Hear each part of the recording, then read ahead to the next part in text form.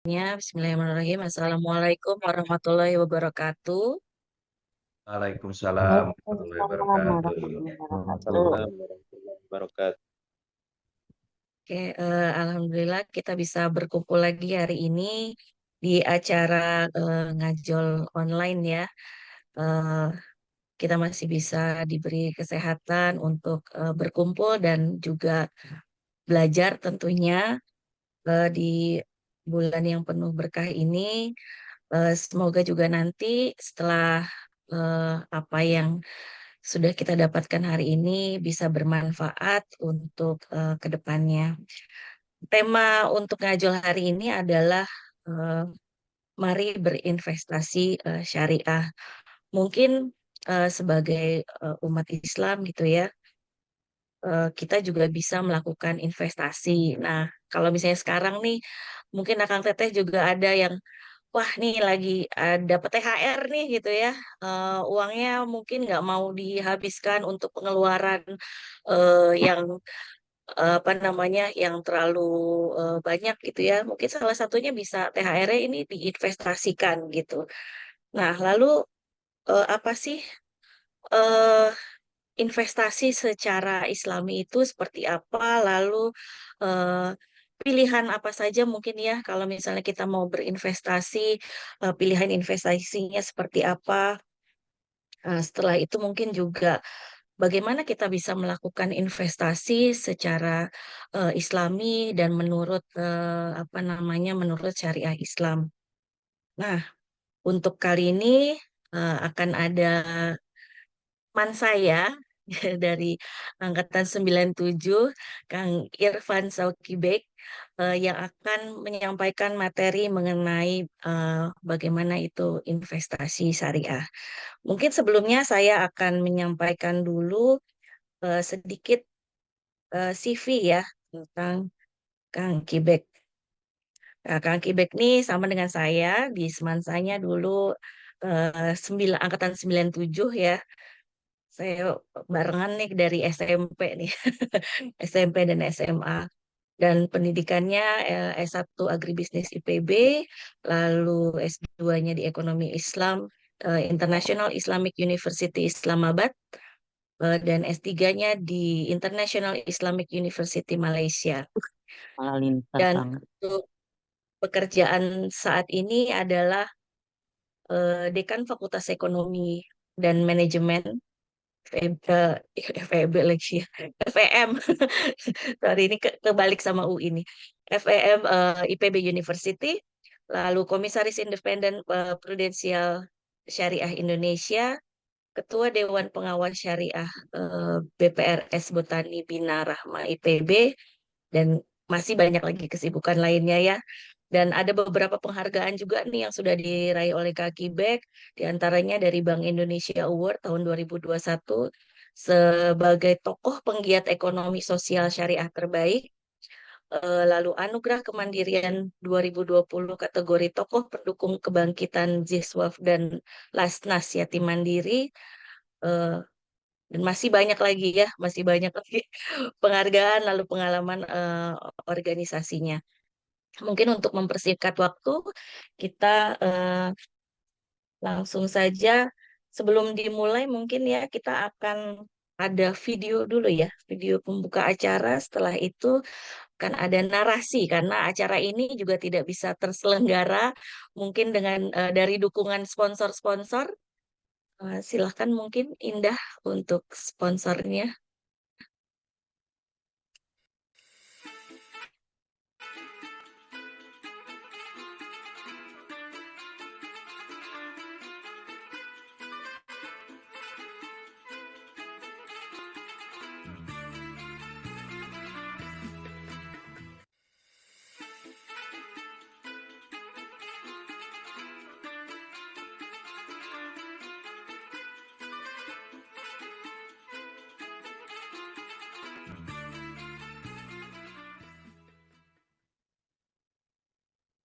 Oke, kita sebutkan dulu sponsornya ya Teh Ira. Jadi nanti Akang Teteh sekalian, seperti biasa dalam ngajol itu kita ada sesi tanya jawab.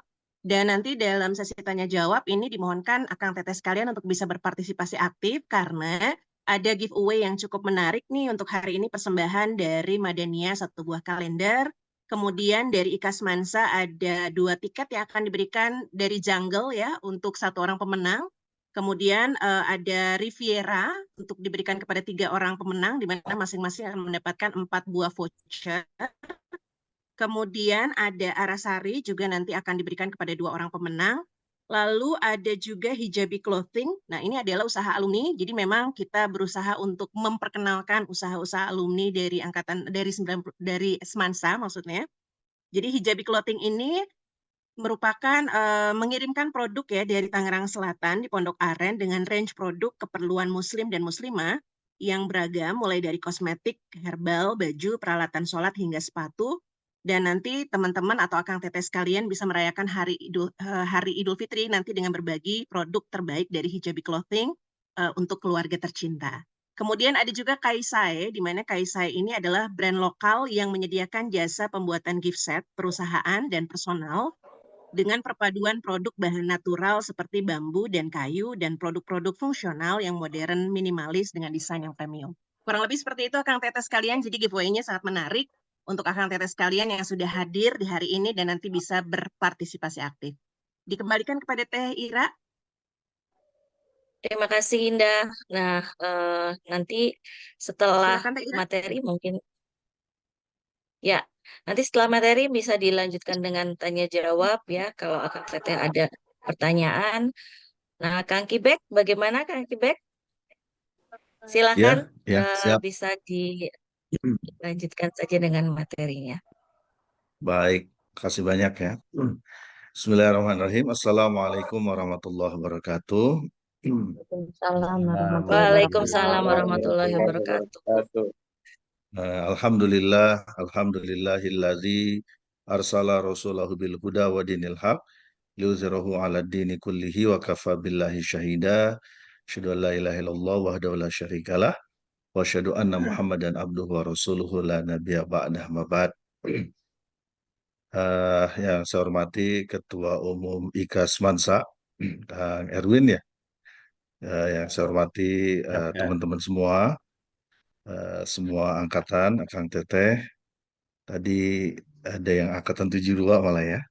Kemudian semuanya hadir dalam kesempatan yang berbahagia ini.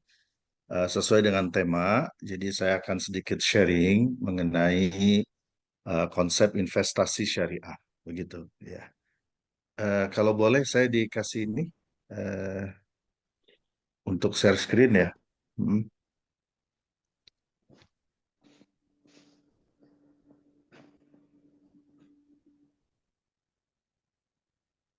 Dini boleh? Masih disable ini? Oke. Wah, langsung jadi host ya. Baik. Jadi ini hal yang sangat penting ya terkait dengan investasi ini. Kenapa? Karena ini adalah bagian dari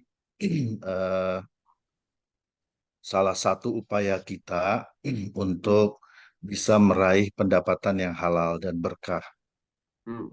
Dan kalau kita lihat ya dari nas yang ada, maka Rasulullah SAW itu sudah memberikan bocoran sama kita semua mengenai apa yang akan kita pertanggungjawabkan nanti di yaumil akhir. Dan kita harus lolos pertanggungjawaban itu. Nah, apa yang akan dipertanggungjawabkan? Nah, ternyata antara hal yang akan dipertanggungjawabkan itu antara lain adalah wa'an malihi, yaitu terkait dengan harta. Nah, kalau terkait dengan harta, itu ada 2 hal yang akan dipertanggungjawabkan. Pertama adalah min aina iktasabahu. Ya, gimana sih kita cara dapetin hartanya? Nah, kemudian yang kedua adalah wafima anfaqahu. Kemana kita harus membelanjakan harta itu.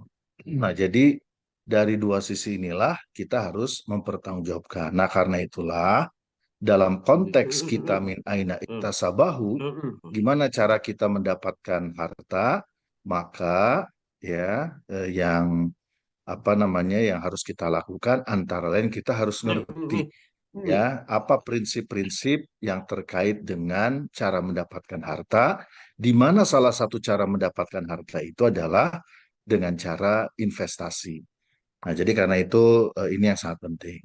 Nah, tapi saya perlu mengingatkan ini sebagai reminder bahwa yang namanya manusia itu kecintaan terhadap hartanya itu sangat luar biasa. Ya, makanya di dalam hadis itu Nabi sudah menggambarkan ya, kata Nabi, lau anna libni Adam wadiyam min zahabin habbu ayyakuna lahu wadiyani. Jadi kalau seandainya manusia itu punya satu lembah emas, ya wadiyam min zahab, maka dia akan menginginkan lebih mencintai ayyakuna lahu wadiyani. Jadi kalau dia punya dua lembah, ya, dan walayam fahu illa turab, dan gak akan pernah terpuaskan ya sampai kemudian ia mati. Wa yatubullah ala man taba, dan Allah menerima taubat orang-orang yang bertaubat. Nah, ini sebagai reminder ya. Tentu ini adalah maksudnya adalah jangan sampai dalam proses kita mengakumulasi harta kita main tabrak aja ya. Tidak sesuai dengan ketentuan syariah. Nah, sekarang apa yang perlu kita pahami ya ketika kita bicara apa namanya investasi sesuai syariah. Ya, jadi yang perlu kita pahami pertama general ini ya pemahaman terkait dengan fikih investasinya. Ya, paling nggak kita harus tahu prinsip-prinsip investasinya. Kemudian yang kedua adalah kita bicara tujuan, manfaat, nah instrumen. Nah, ini semua nanti dalam bingkai bagaimana kita mengelola harta. Ada wealth managementnya di situ. Nah, jadi ini hal yang menurut saya perlu untuk kita pahami. Nah, makanya ini insya Allah kalau kita memahami secara umum prinsip-prinsip ini, mudah-mudahan kita semua bisa selain mendapatkan keuntungan dunia, tapi juga nanti di akhirat kita akan lolos pertanggungjawaban harta kita. Nah, Akang Teteh dan rekan-rekan semua, jadi kalau kita bicara fikih investasi sebenarnya prinsipnya sangat simpel ya.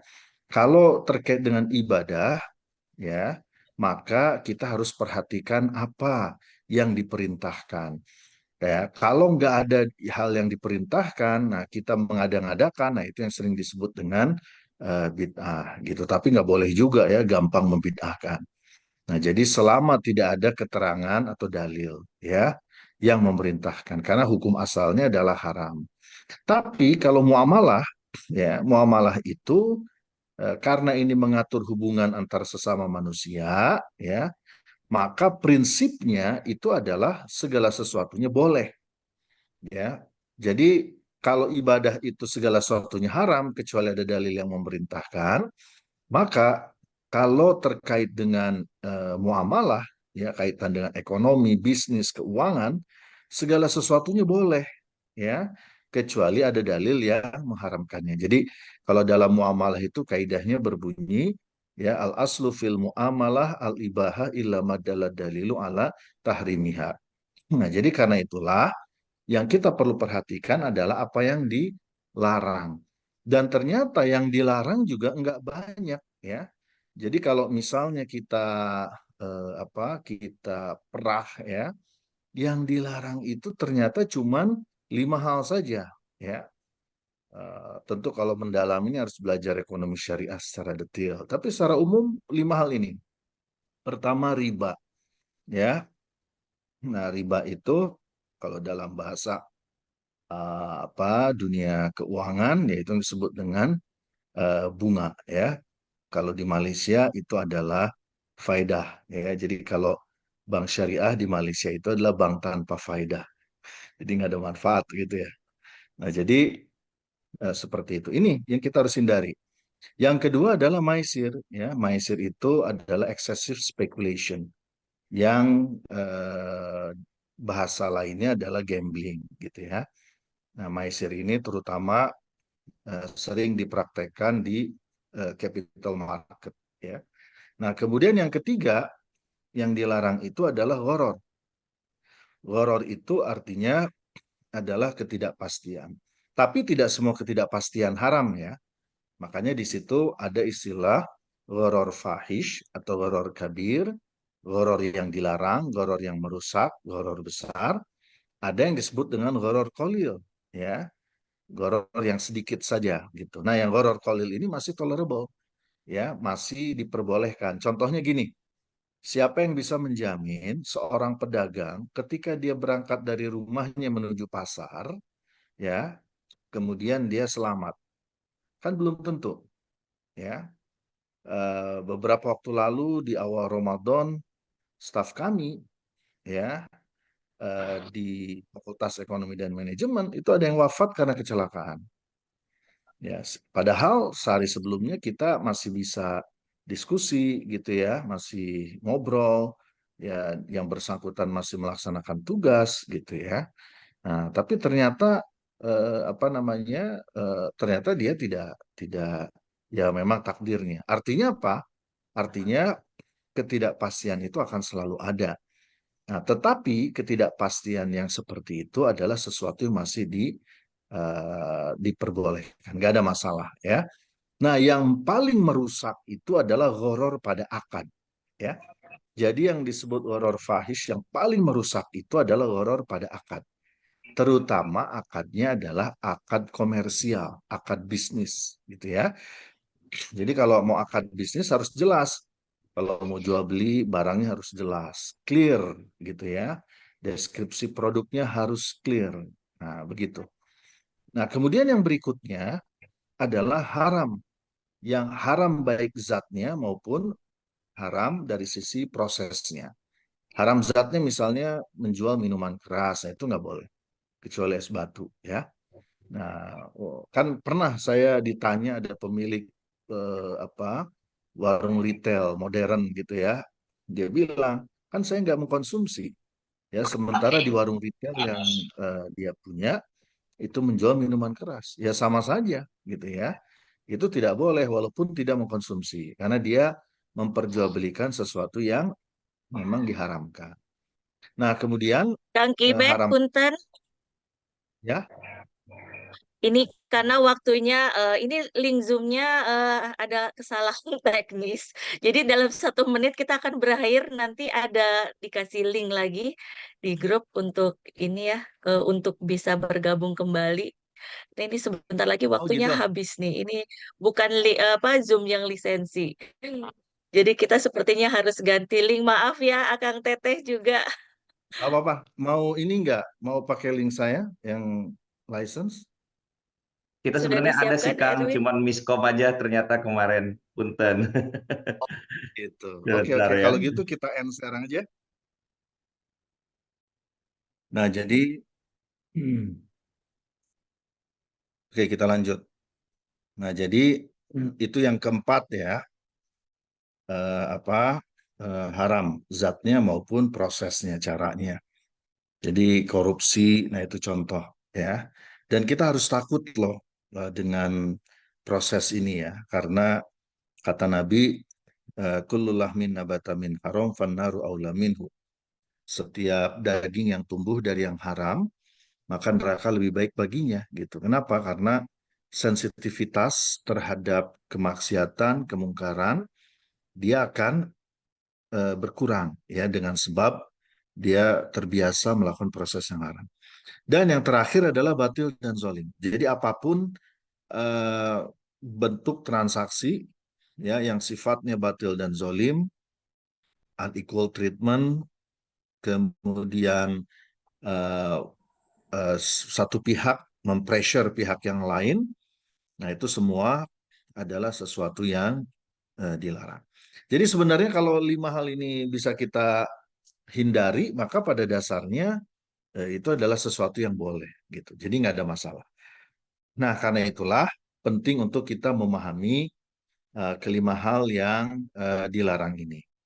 Nah, kemudian juga kita harus juga memahami ya kenapa kita harus berinvestasi. Apa sih tujuan investasi kita gitu ya? Apakah tujuannya itu untuk apa sebenarnya kita melakukan investasi itu? Nah, tentu ini ada harapan-harapan ya. Pertama, tentu kita ingin mengembangkan aset supaya aset kita semakin produktif dan memberikan return. Nah, dalam Islam boleh nggak kita berorientasi untuk misalnya mendapatkan keuntungan? Boleh, nggak ada masalah. Ya, tetapi ya baik proses dan juga nanti end goal-nya, nah itu harus sesuai dengan tuntunan syariah gitu ya. Makanya kita mengenal banyak para sahabat ya, apalagi yang dijamin masuk surga, yang mereka semua justru berasal dari kelompok sahabat yang dikenal sebagai para konglomerat. Bahkan di salah satu kitab itu Abdurrahman bin Auf misalnya yang sangat terkenal, itu kekayaannya setara dengan 13.000 ton emas. Ya, coba bayangin. Itu luar biasa. Nah, jadi itu nggak ada masalah. Atau juga untuk melindungi nilai aset kita, ya, supaya nilai aset kita dia tidak tergerus karena perubahan waktu, ya, itu juga harus dilindungi. Nah, kemudian juga tentu tujuan investasi adalah untuk memenuhi kebutuhan saat ini maupun juga mengantisipasi kebutuhan di masa depan. Jadi itu juga nggak ada masalah ya, kita punya niat seperti itu, dan tentu yang juga tidak boleh kita lupakan adalah ya kita ingin bahagia dunia akhirat. Nah, jadi ini di antara tujuan-tujuan investasi yang itu nggak ada masalah dari sisi syariah ya. Apapun yang intinya untuk kebaikan, ini kan semuanya baik ya. Itu adalah sesuatu yang diperbolehkan. Nah, tinggal nanti investasi yang seperti apa ya yang bisa memenuhi tujuan tersebut. Nah, tentu kita berharap bahwa investasi itu juga bisa memberikan manfaat ya. Paling tidak kalau kita bicara manfaat investasi ini, ya paling enggak ada 4 hal lah ya. Ada 4 manfaat yang perlu untuk kita pikirkan ketika kita bicara tentang investasi.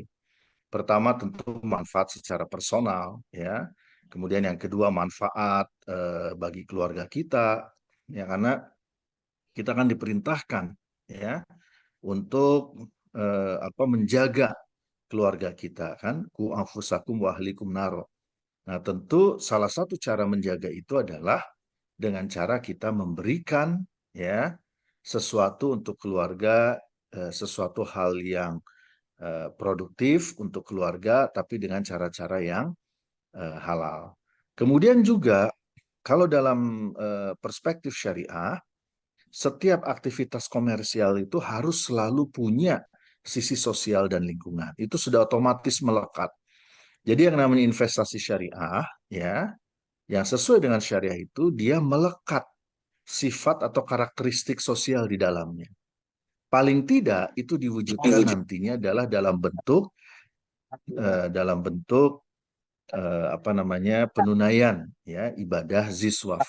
Makanya teman-teman semua ya jangan lupa nih di bulan Ramadan ini ya kita untuk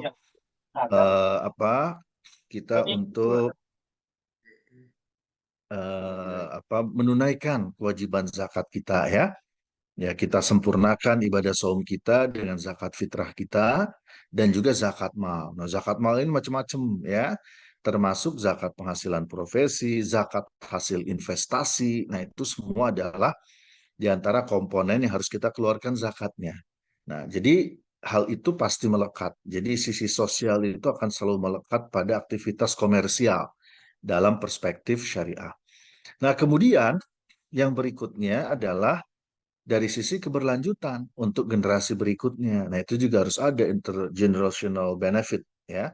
Jadi manfaat untuk generasi berikutnya itu juga menjadi yang sangat penting. Karena di dalam Quran itu juga ada perintah ya bahwa kita dilarang meninggalkan generasi mendatang itu sebagai zurriyatan di'afa. Kalau bahasa Qurannya begitu.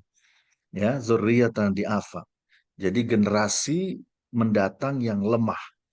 Nah, jadi kita dilarang. Nah, tentu kita harus membekali mereka dengan keimanan, ketakwaan, dengan ilmu, dan juga termasuk ya kita persiapkan bagaimana investasi yang nantinya juga akan paling tidak membantu kehidupan mereka di masa mendatang.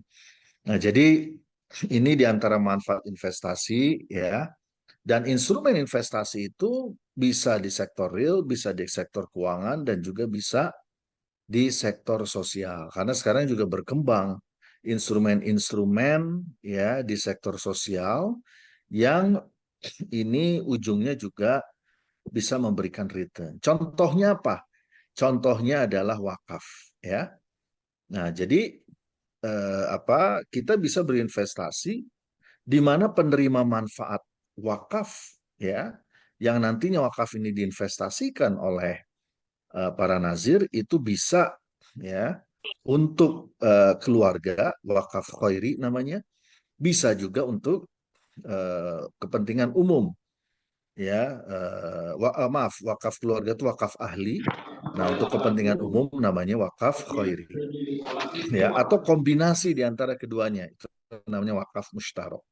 Nah, jadi sekarang ini sudah berkembang beragam investasi ya, instrumen-instrumen investasi di ketiga sektor ini. Kenapa tiga sektor? Karena memang kalau bicara ekonomi syariah itu bicaranya tiga hal. Bicara sektor real, bicara sektor keuangan, dan bicara sektor sosial. Dan ketiganya ini menjadi satu kesatuan dalam ekosistem ekonomi syariah.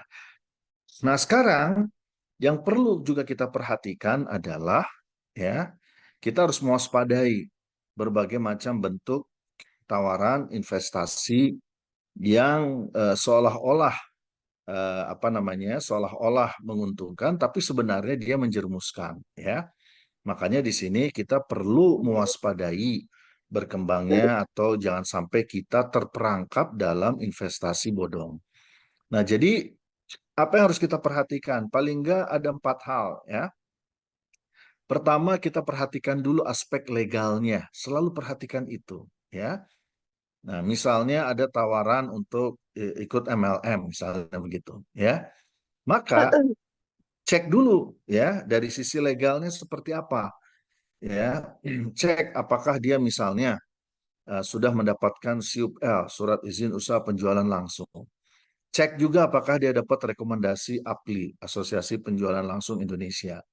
Nah, kalau mau tambahkan juga, cek apakah dia sudah punya sertifikat syariah dari Dewan Syariah Nasional MUI atau tidak.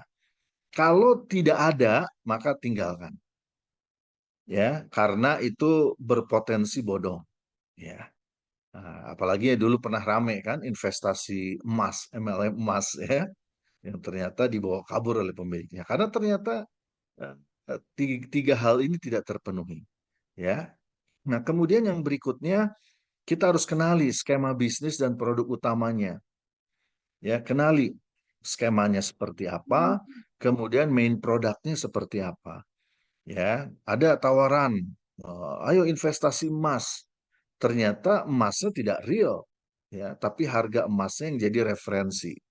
Investasi emas tapi tidak memiliki emas, karena yang jadi referensi adalah hanya harga emasnya saja. Nah, itu kan juga berpotensi harus kita kenali, berarti produk utama dia bukan investasi emas.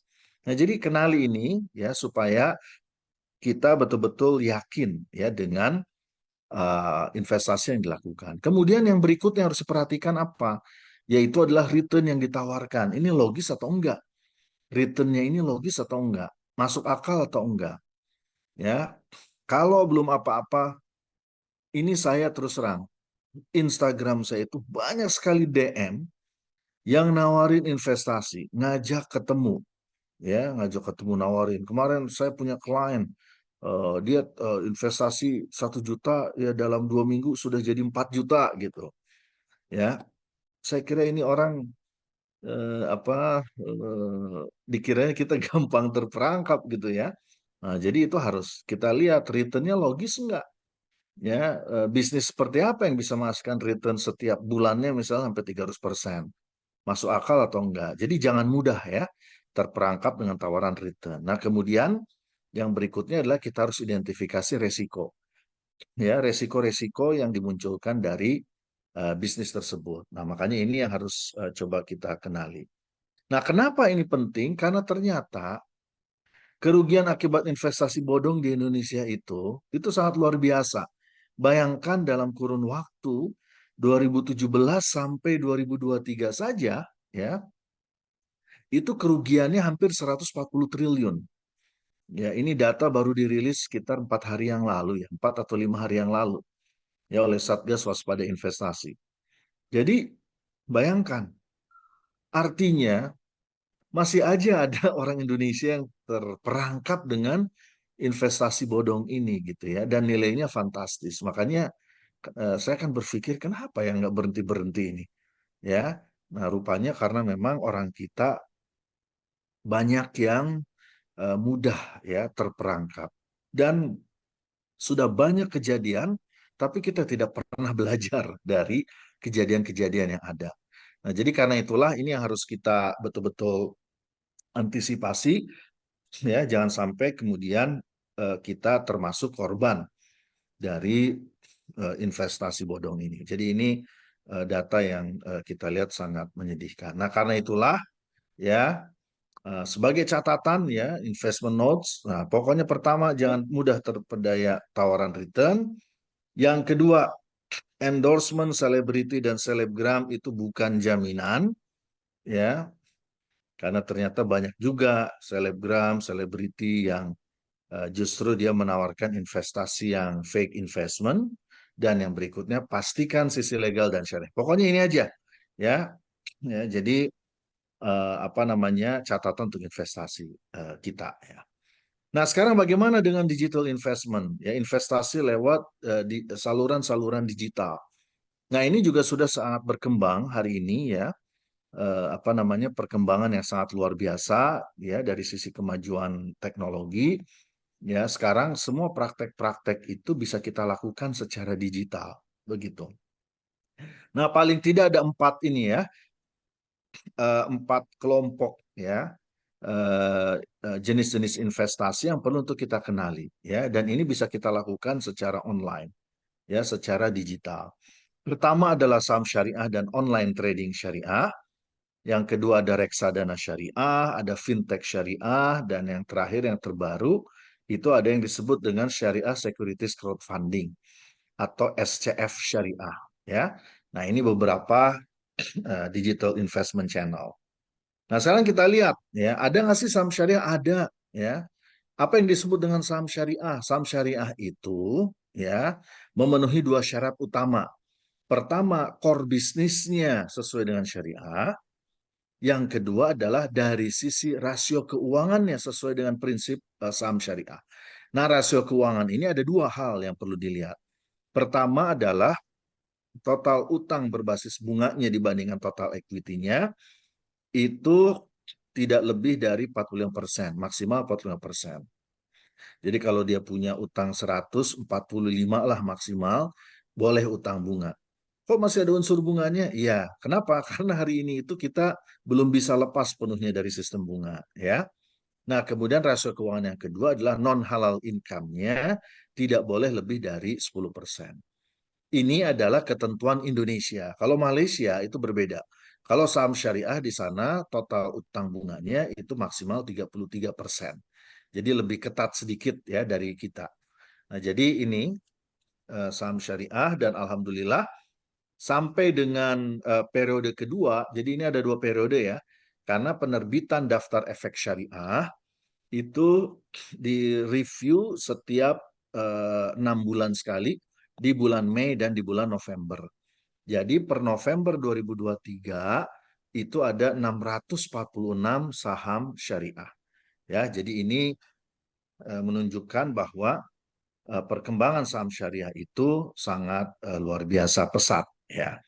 Nah, demikian pula dari sisi market cap ya, kapitalisasi pasarnya ya itu per Januari ya itu sudah sampai hampir 1.400 triliun ya nilai kapitalisasi pasar saham syariah. Nah, ini jadi perkembangannya luar biasa ya.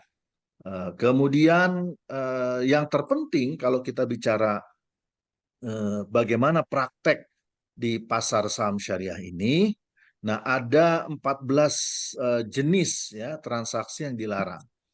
Nah, makanya kita juga perlu kenali panduan mengenai Fatwa Dewan Syariah Nasional MUI ini ya. Nah, jadi karena itulah kalau teman-teman semua, Akang Teteh dan adik-adik angkatan ya semansa ingin investasi ya, maka pelajari dulu fatwa MUI ini ya. Misalnya tidak boleh short selling, menjual sesuatu yang belum dalam ownership kepemilikan kita. Yang kedua, misalnya tidak boleh melakukan margin trading ya. Margin trading itu nggak boleh. Nah, jadi perhatikan kecuali dia dengan prinsip syariah ya. Nah, tapi yang praktek sekarang ini itu rata-rata basisnya adalah bunga. Nah, ya, perhatikan fatwa ya, di situ ada. Nah, kalau mau aman, nah silahkan investasinya itu melalui platform Syariah Online Trading System ya, SOTS. Dan SOTS ini supaya tidak kita terperangkap pada online trading yang bodong ya, maka kita harus ngecek di websitenya OJK ya. Di situ kalau nggak salah ada 19 ya, Syariah Online Trading System. Nah, jadi teman-teman bisa masuk ke sini ya, karena di Syariah Online Trading System ini ya, itu hal-hal yang dilarang tadi itu secara otomatis, secara sistem dia akan rejected. Ya, jadi kalau mau kita misalnya latihan investasi saham, saham syariah, masuk aja ke platform ini gitu ya, lakukan transaksi di sini misalnya ya, maka hal-hal yang tidak sesuai syariah itu dia otomatis secara sistem akan rejected. Mau membeli saham konvensional nggak bisa, rejected. Begitu daftar efek syariahnya, misalnya saham syariahnya tadinya terdaftar di daftar efek syariah, tapi di periode, misalnya di periode Mei terdaftar, ternyata di November keluar dari daftar efek syariah karena misalnya non halal income-nya naik jadi 15%. Nah, otomatis tuh dia akan keluar dari daftar efek syariah. Nah, sistem ini itu secara otomatis dia akan memberikan notifikasi ya kepada kita untuk segera dilepas ya saham itu karena nanti dikasih waktu ya, standarnya 10 hari begitu. Dedek teman Nah, mama jadi di seperti itu di lihat ya. nilainya Ah, ah. Jadi ekonomi seperti itu syariah. ya untuk yang syariah online trading system. Nah, ini beberapa fiturnya ya, fitur-fitur contoh dari SOTS gitu ya. Jadi teman-teman tidak perlu khawatir ya. Jadi nggak ada lagi pertanyaan boleh nggak nih. Nah, kalau udah lewat SOTS, insya Allah jadi boleh semuanya. Karena apa yang diperjualbelikan di dalam fitur online trading syariah ini itu adalah fitur-fitur yang memang sesuai dengan karakteristik investasi saham syariah. Nah, berikutnya ya teman-teman juga bisa ya investasi di reksadana syariah. Sekarang ini sudah berkembang ya. Ya meskipun kalau dibandingkan 2020 ya pasca terjadi pandemi yang kemudian diikuti dengan krisis ekonomi dan pertumbuhan ekonomi kita dalam sejarah sejak berdirinya negara ini kan kita sudah 3 kali ya mengalami pertumbuhan ekonomi negatif. Pertama tahun 1963, yang kedua tahun 98, ya 98, kemudian yang ketiga tahun 2020, ya. Nah, jadi mudah-mudahan sih ke depan jangan sampai kita mengalami pertumbuhan negatif lagi ya. Jadi di situ memang sempat drop dari 74 triliun ke 44 triliun, tapi kemudian dari 2021 ya sampai dengan Januari 2024, nah itu relatif angkanya naik sedikit ya, relatif stabil lah. Jadi teman-teman bisa nih ya untuk investasi reksadana syariah. Kemudian apalagi ya, nah bisa juga investasi di fintech ya. Nah teman-teman, fintech sama pinjol itu dua hal yang tidak sama ya. Jadi pinjol itu ilegal. Nah, kalau fintech itu legal. Jadi yang legal namanya fintech, yang ilegal namanya pinjol, ya. Jadi nggak ada pinjol yang legal. Nah, di situ ada beberapa ya jenis fintech ya. Ada crowdfunding, microfinancing. Nah, yang paling populer sekarang ini adalah peer-to-peer lending atau kita sebut dengan fintech lending, ya. Nah, sekarang ini fintech lending ya, kita lihat jumlah penyelenggara ya, perusahaan penyelenggara fintech lending atau peer-to-peer lending ini itu ada 101 perusahaan, di mana 94-nya konvensional dan 7-nya syariah. Makanya kalau di syariah disebutnya peer-to-peer financing ya, fintech ya. Jadi yang syariah begitu ya, ada 7. Nah, di mana total aset ya yang ada di dalam perusahaan fintech ini sekitar 7 triliun ya. Nah, ini bisa dilihat total liability-nya dan juga equity-nya. Jadi ada 101 ya perusahaan fintech lending. Nah, bagaimana datanya? Ternyata jumlah total rekening lender ya per Januari itu angkanya 7,1 juta rekening. Jadi yang investasi di platform ya peer-to-peer lending ini itu ada 7,1 juta rekening per Januari, di mana lebih dari 2/3, hampir 70% itu adanya di Pulau Jawa. Jadi sisanya di luar Jawa. Dan yang paling banyak adalah di DKI Jakarta. Ya, jadi sekitar 61,97%. Ini dari sisi investornya. Tapi kalau dari sisi borrowernya, ya itu angkanya lebih besar. Ya, jumlah rekening borrower itu 9,9 juta rekening, dan mayoritas lebih dari 3/4 itu ada di Pulau Jawa.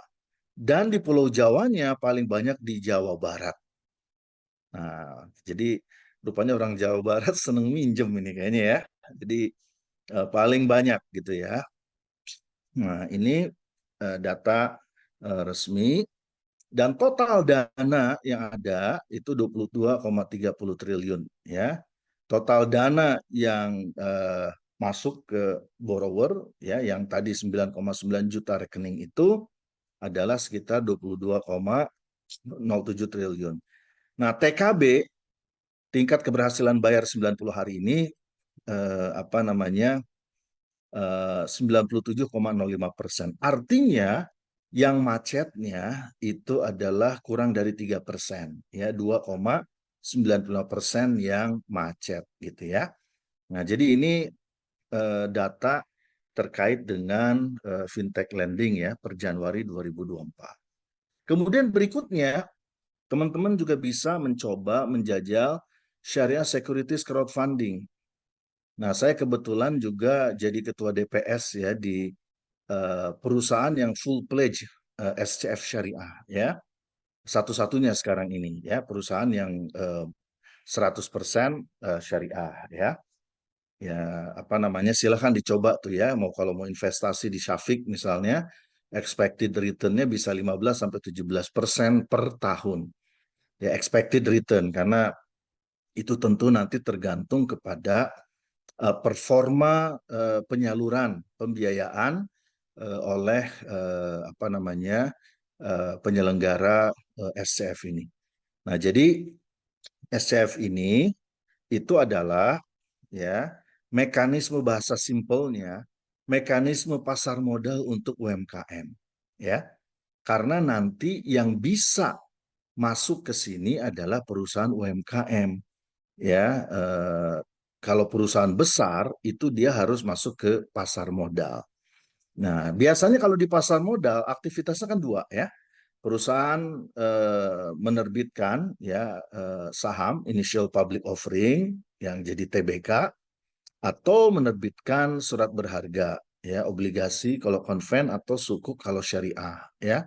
Nah, itu semua mekanisme pasar modal. Maka hal yang sama juga bisa dilakukan oleh UMKM. Jadi kalau teman-teman di sini ada yang pengusaha UMKM ya, ingin mendapatkan tambahan dana ya, maka bisa masuk ke mekanisme Syariah Securities Crowdfunding atau SCF Syariah. Bisa nanti teman-teman menerbitkan saham ya. Jadi kalau mau, walaupun kalau di SCF tidak pakai TBK ya. Nah, atau bisa menerbitkan sukuk ya, surat berharga yang nantinya ini akan ditawarkan ke investor. Jadi secara umum mekanismenya ini ada 3 pihak yang terlibat. Penerbit tadi ya, baik saham maupun sukuk ya. Nah, itu adalah perusahaan UMKM. Kemudian investor bisa siapa saja, investor individual ya. Dan penyelenggara SCF ini adalah perusahaan yang menyediakan platform ya untuk penerbitan sukuk dan juga penerbitan saham ya untuk UMKM. Nah, maksimal nilai penerbitan itu 10 miliar ya sekali penerbitan, dan kemudian kalau investor ya bebas ya, tapi investornya adalah investor individual. Nah, apa manfaatnya? Manfaatnya tentu kalau buat penerbit tadi ya bisa jadi alternatif pembiayaan, juga membantu perusahaan rintisan atau startup untuk berkembang ya lewat capital market financing. Kalau buat penyelenggara ya tentu ya kita bisa menjadi fasilitator ya, perantara untuk pengembangan ya perusahaan-perusahaan UMKM melalui mekanisme pasar modal. Nah, kalau buat teman-teman yang investor ya ini bisa jadi alternatif investasi ya. Kemudian nah itu juga bisa kita kalau mau jadi pemilik UMKM. Nah, seperti itu ya. Ini yang namanya STF Syariah. Nah, kemudian ada juga isu yang sangat menarik ya, yaitu kaitan dengan cryptocurrency ya. Apa sih cryptocurrency? Cryptocurrency ini adalah anak yang lahir dari fiat monetary system yang dikawinkan dengan perkembangan kemajuan teknologi ya, terutama dalam hal ini adalah teknologi blockchain. Nah, pertanyaannya, bisa nggak kita ya investasi di kripto ya? Memang kita harus hati-hati ya investasi di cryptocurrency ini. Kenapa? Karena tentu kita harus lihat dari sisi halal tidaknya ya. Dan hari ini memang di dalam konteks Indonesia kita belum ada satupun produk kripto yang syariah, yang sudah mendapatkan stempel syariah. Nah, jadi karena itu kita harus pahami dulu bagaimana DNA dari cryptocurrency. Jadi kalau yang namanya cryptocurrency, nah kita paling nggak ada 4 hal yang perlu kita lihat ya. Apakah kripto itu termasuk harta atau almal ya? Nah, apa kriteria harta? Kriteria harta itu ada 2 ya. Pertama, dia punya nilai yang real ya, mutakawam, nyata, bernilai ya. Dia punya value di situ. Yang kedua adalah usufruct ya, dia punya manfaat. Nah, apakah kripto memenuhi unsur ini? Yang kedua, apakah kripto itu uang ya, cryptocurrency, money atau currency ya, apakah dia itu merupakan nukud. Nukud itu artinya alat tukar yang diterima secara resmi ya. Nah, kemudian umlah ya, diakui dalam satu wilayah, dan kemudian samanya dia punya value, nilai. Nah, apakah kripto itu aset ya, aset.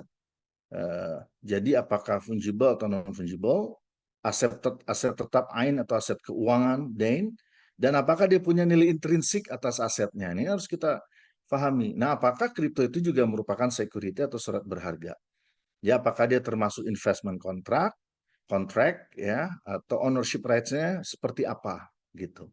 Nah, jadi kita harus memahami, melihat dari berbagai angle sebelum kita memutuskan. Nah, sampai hari ini ya, sampai dengan detik ini, sampai dengan kajian pagi ini ya, bahwa sesuai dengan fatwa MUI ya, penggunaan cryptocurrency sebagai nukud, sebagai mata uang itu hukumnya haram.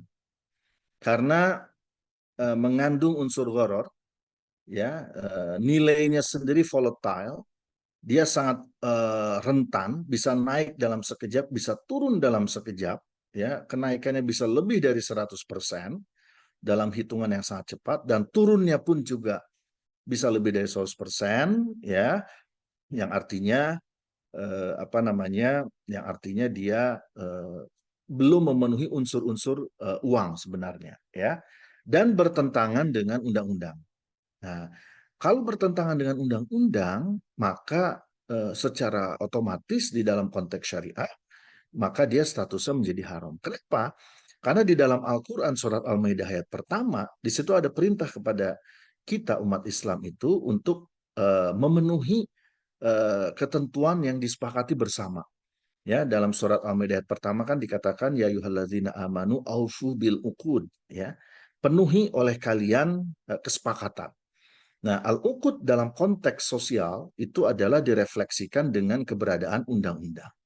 Ya, meskipun nanti undang-undangnya kita lihat ini sesuai dengan prinsip keadilan, kesetaraan, atau dia bermasalah menciptakan ketidakseimbangan penguasaan aset dan kekayaan. Ya, makanya kita, tapi dalam konteks kripto ini kita harus lihat ya, Undang-Undang Nomor 7 tahun 2011 dan PBI. Nah, apakah di situ ada unsur ketidakadilan dalam undang-undang itu? Ya tentu rasanya sih tidak ya, karena ini kan kaitannya dengan apa namanya, dengan kewenangan dari bank sentral ya. Nah, kemudian yang kedua ya, kalau dia menjadi aset ya, aset kalau dalam bahasa fikih namanya sil'ah. Syarat aset ya, secara syar'i itu pertama, nah, dia harus punya fisik apa underlying secara fisik ya. Jadi misalnya begini ya, mungkin teman-teman kan udah tahu ya bursa berjangka. Bursa berjangka itu kan sebenarnya kripto aset ya.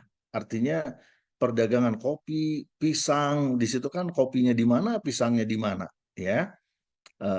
Yang diperdagangkan adalah value harga. Nah, tapi kalau yang bursa berjangka syariah, maka dia harus ada barangnya. Karena itu di bursa berjangka syariah itu ada gudangnya ya di 3 kota. Kalau tidak salah di Medan, di Jakarta, sama di Makassar. Jadi kalau misalnya memperdagangkan kopi, kopinya harus ada. Memperdagangkan pisang, pisangnya harus ada. Jadi dia harus punya underlying aset secara real. Nah, sekarang pertanyaannya, apakah cryptocurrency ini dia punya underlyingnya atau tidak? Ya, memang kalau bicara fiat monetary system, dia memang tidak ada underlying. Ya, dulu ada underlying berupa emas, ya, tetapi dengan Bretton Woods Agreement yang kemudian dibatalkan secara sepihak, ya, tahun 1971, maka kalau kita bicara apa namanya sistem mata uang hari ini, ya memang tidak ada underlying asetnya. Apa yang dilakukan oleh bank syariah sebenarnya mencoba mendekatkan uang itu supaya punya underlying aset. Kenapa? Karena setiap uang yang masuk ke keuangan syariah, ya, dia harus attach dengan real sector of the economy, ya. Dia harus ada akadnya, di mana semua akad ya dari keuangan syariah semuanya 100% itu terkait dengan sektor real. Ya, misalnya orang mau pembiayaan jual beli barang, nah itu barangnya harus ada real. Ya. Nah, jadi seperti itu. Makanya uang itu selalu di backup oleh aset. Nah, sekarang satu-satunya negara yang masih di backup penerbitan uangnya oleh aset berupa emas itu adalah Swiss. Swiss sempat keluar ya, sempat tidak memberlakukan, tapi begitu terjadi krisis global 2008 dia batuk-batuk, akhirnya 2014 dia balik lagi gitu ya. Nah, jadi seperti itu. Makanya underlying aset itu menjadi hal yang sangat penting ya. Nah, kemudian kalau syarat sil'ah harus diketahui jumlahnya secara pasti, hak miliknya jelas dan bisa diserahkan ke pembeli. Nah, kemudian kalau dia sudah memenuhi syarat sil'ah tadi, punya underlying, punya manfaat yang jelas, maka dia boleh diperjualbelikan ya. Nah, jadi kira-kira seperti itu teman-teman semua ya, terkait dengan beberapa hal ya, terkait dengan investasi, termasuk investasi di kripto. Dan ini sekedar tambahan saja ya, dampak terhadap lingkungan ya, ada harga mahal yang terkait dengan kerusakan lingkungan ya, konsumsi energi. Bitcoin ini the most famous ya cryptocurrency. Itu ternyata juga penggunaan energi listriknya itu sangat luar biasa ya. Yang penggunaan energi listriknya itu lebih besar dari penggunaan energi di negara Swiss ya. Nah, jadi seperti itu ya. Ini adalah dampak lingkungan. Ya tentu segala sesuatu ada plus minus, tetapi so far sampai detik ini ya cryptocurrency yang ada, existing cryptocurrency itu memang dalam konteks di negara kita ya, menurut Majelis Ulama Indonesia masih belum memenuhi prinsip-prinsip sebagai an-nuqud, dan memang Bank Indonesia juga secara tegas menolak ini ya. Karena memang efeknya akan luar biasa ya. Efek secara makronya itu kalau peredaran uang itu tidak terkendali oleh central bank ya, itu dia punya dampak sistemik yang luar biasa ya. Dampak sistemik yang sangat luar biasa ya, yang itu harus kita antisipasi karena nanti efeknya akan memberikan kerugian yang sangat luar biasa kepada masyarakat.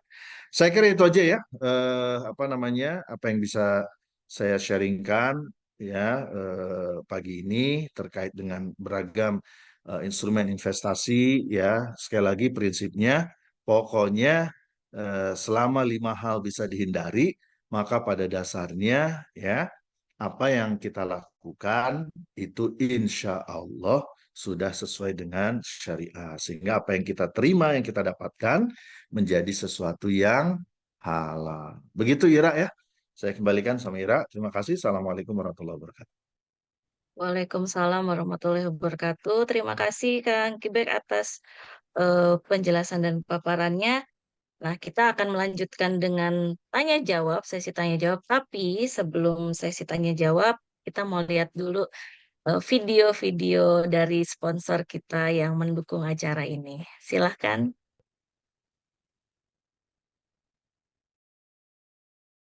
Idul Fitri menjadi momen terbaik untuk mempererat hubungan dengan sahabat, kerabat, mitra kerja, atau orang-orang yang dihormati. Dalam momen istimewa ini, Kaisai siap menyediakan beragam pilihan hampers Idul Fitri untuk Anda. Ratusan produk natural dan fungsional dapat dipadu-padankan sesuai dengan kebutuhan dan keinginan, sehingga terciptalah hampers yang unik dan berbeda.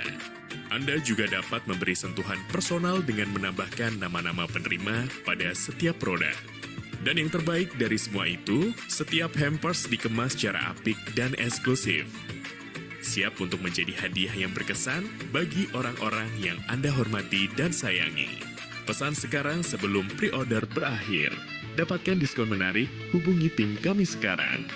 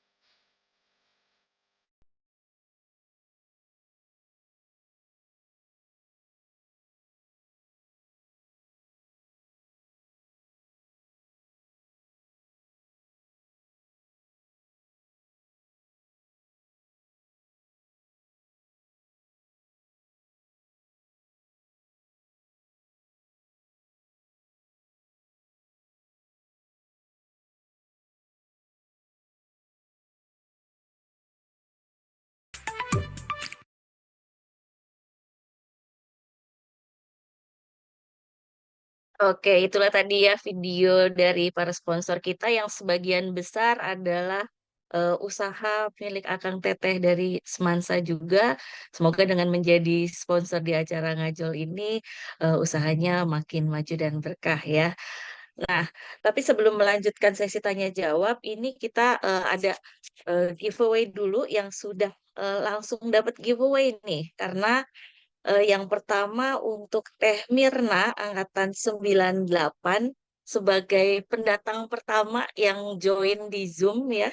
Tadi yang akan mendapatkan giveaway dari Hijabi Clothing. Lalu yang kedua ini ada Kang Dani Saipudin dari angkatan 72 kalau nggak salah tadi ya.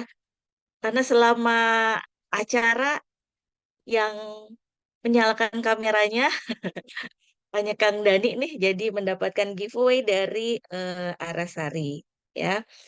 Nah, kita lanjutkan ke sesi tanya jawab. Mungkin nanti Akang Teteh yang mau tanya jawab, yang mau ikutan bisa raise hand ya. Sudah ada beberapa yang raise hand, tapi kita lihat dulu di kolom chat sudah ada beberapa tadi.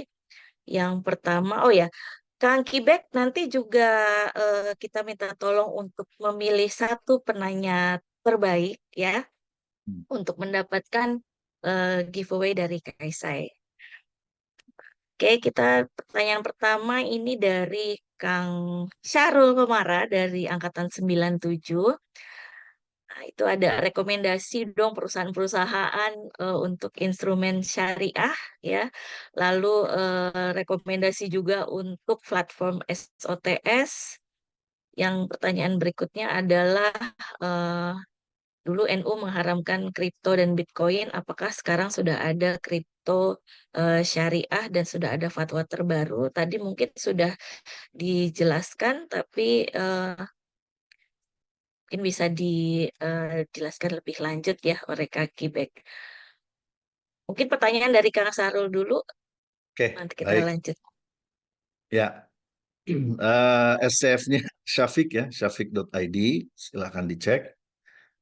Eh, Kalau saham itu memang investor itu kan punya selera ya. Selera, ada yang risk taker, ada yang apa namanya, yang standar ya, menghindari resiko dan sebagainya. Begini saja, kalau untuk saham ya bisa dicek di daftar efek syariah. Kalau yang market cap-nya paling besar, top 30-nya itu ada di Jakarta Islamic Index. Jadi dari yang 692 daftar tadi saham syariah itu, nah 30 top 30-nya itu ada di di Jakarta Islamic Index gitu. Ya, kalau SOTS nanti detailnya bisa apa namanya dilihat di website OJK, tinggal di Google. Platformnya ada yang website, ada yang web base, ada yang juga sudah bisa di-download di Play Store ya atau App Store. Jadi silahkan saja. Kalau mau yang mana, nah saya nggak bisa ngasih endorsement ya. Ya, tapi saya pernah menjadi auditor ya dari DSN MUI di beberapa platform SOTS ya. Kira-kira begitu ya. Kemudian kalau soal kripto belum ada ya sampai hari ini di Indonesia. Memang di beberapa negara lain ada ya. Tetapi kalau fatwa dari otoritas majelis ulamanya ya, nah itu yang belum belum banyak begitu. Tapi kalau dalam konteks Indonesia belum ada gitu ya.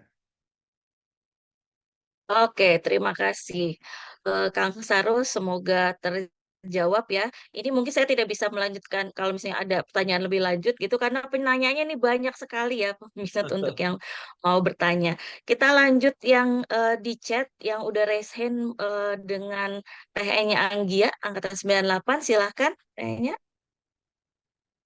Ya, Bismillahirrahmanirrahim. Assalamualaikum warahmatullahi wabarakatuh. Salam. Waalaikumsalam warahmatullahi wabarakatuh.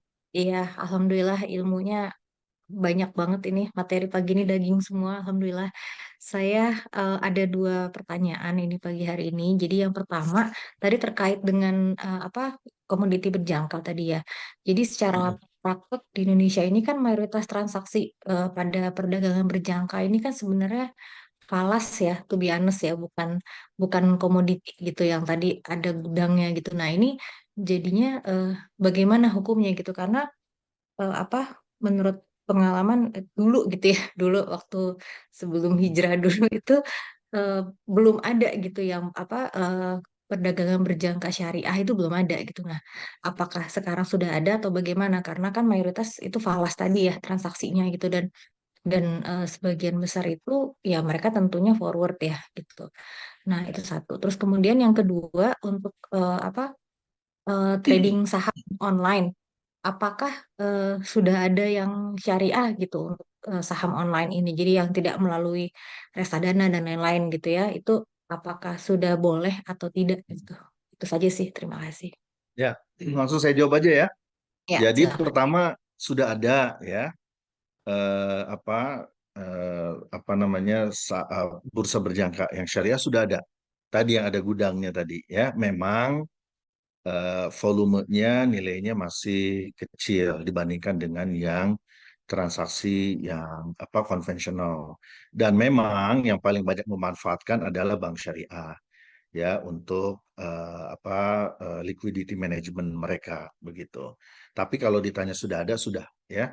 Dan fatwa terkait dengan bursa berjangka ini juga termasuk yang paling lama dibahasnya di Dewan Syariah Nasional MUI begitu. Nah, kemudian tadi yang kedua SOTS sudah ada ya. Bisa dicek yang tadi saya katakan syariah online trading system ya. Itu memfasilitasi kita kalau mau jadi investor yang langsung jual beli saham gitu ya. Jadi kita mau milih tadi yang dari 692 saham syariah. Nah, itu bisa bisa di apa namanya di online trading tadi yang syariah yang online ya. Nah, daftar lengkapnya bisa dilihat di website OJK. Begitu.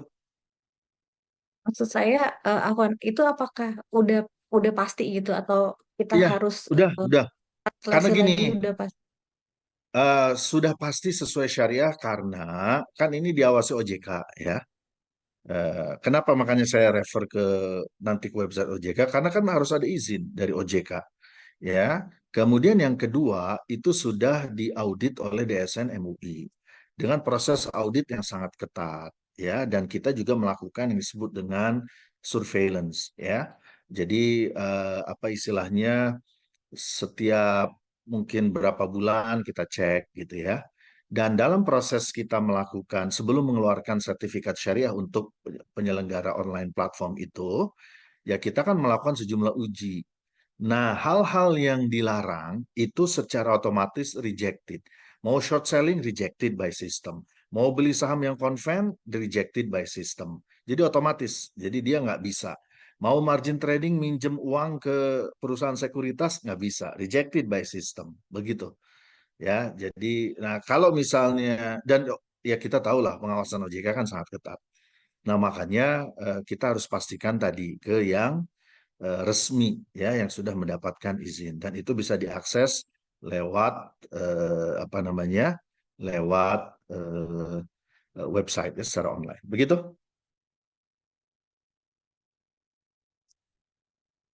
Oke, Mau kita langsung. option forward nggak akan bisa tuh, rejected langsung. Ya. Oke, terima kasih. Nah, langsung aja yang di raise hand juga nih, Teh Mirna, angkatan 98. Silakan untuk Teh Mirna. Assalamualaikum Wah, udah lama ya. warahmatullahi wabarakatuh. Ya, Alhamdulillah, salam warahmatullahi wabarakatuh. nuhun, jazakallah khair, ilmunya Masya Allah. Banyak banget yang baru saya tahu nih, jadi kayaknya harus kuliah lagi kali ini. Ini saya nih tinggal di Sorowako, 600 km dari Makassar. Perputaran eh, dana di sini pasti besar, tapi belum ada bank syariah. Nah itu padahal Insya Allah sih kayaknya masyarakatnya udah sangat membutuhkan, udah menginginkan seperti itu, tapi belum ada juga. Kalau kami kan rakyat jelata nggak ngerti bagaimana. Nah itu bagaimana tanggapannya? Terus bagaimana caranya supaya ada? Terus yang SOTS itu itu untuk investasi khusus ya, bukan untuk keseharian yang bisa dipakai kan kita mah ibu-ibu menggunakan untuk seharian. Siapa tahu ini ada yang eh, syariah bisa kita pergunakan. Itu yang kedua. Yang ketiga, tadi tuh bahkan saham syariah aja bisa halal income non halal income-nya kurang dari 10% tadi ya. Itu batasannya bagaimana? Terus supaya kita paham dan waspada. Terima kasih. Assalamualaikum warahmatullahi wabarakatuh. Ya. Baik, memang Bank Syariah ini baru ada di 60% wilayah ya di seluruh Indonesia. Karena memang kalau untuk membuka kantor cabang itu kan juga perlu investasi. Size-nya sekarang ini yang paling besar kan baru BSI ya. Tapi sebenarnya itu sudah bisa sekarang ini membuka rekening secara online dan bisa menarik dana ya secara online di ATM bisa.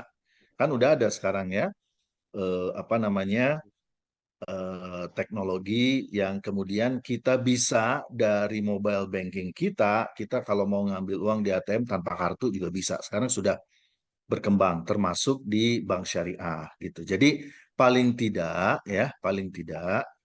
kita bisa coba itu ya. Jadi sekarang ini proses membuka rekening itu sudah bisa online.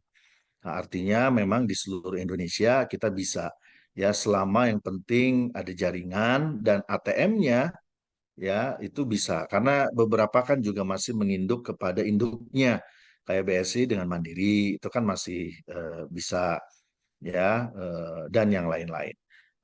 Kira-kira begitu. Kemudian yang SOTS itu kalau kita mau coba investasi saham syariah ya eh, di pasar modal, pokoknya kita mau invest di pasar modal.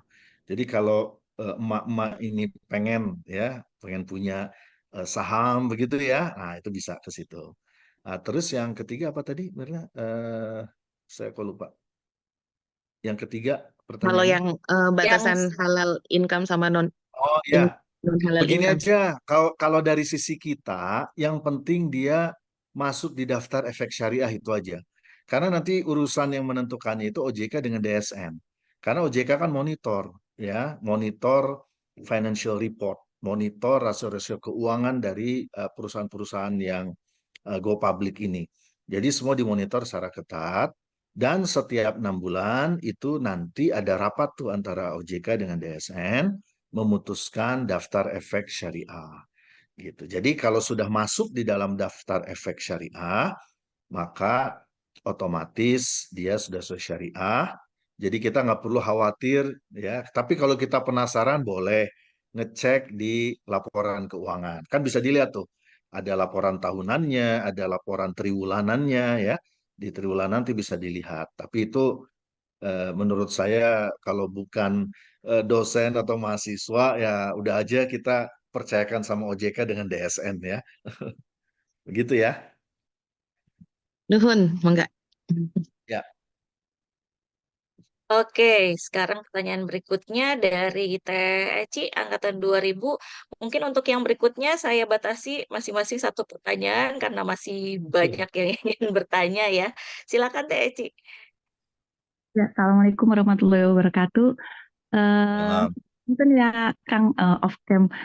Pertanyaannya sih ini sebenarnya udah agak lama ya mempertanyakan soal menabung emas. Eh, Terutama ini ada dua soalnya satu biasanya sih supaya aman kita kadang nyari di bank syariah. Tapi ada lagi yang menabung emas secara online juga di kayak di Pegadaian atau kalau yang gampang di e-commerce kayak Tokopedia gitu. Itu hukumnya seperti apa ya Kang? Karena sebenarnya kan serah terima barangnya itu tuh kita baru sekitar 5 tahun kemudian. Apakah eh, halal haramnya itu seperti apa? Terima kasih, Kang. Iya. Jadi kalau yang saya tangkap penyerahan barang 5 tahun kemudian itu kan berarti kita pembiayaan emas ya atau kredit emas ya.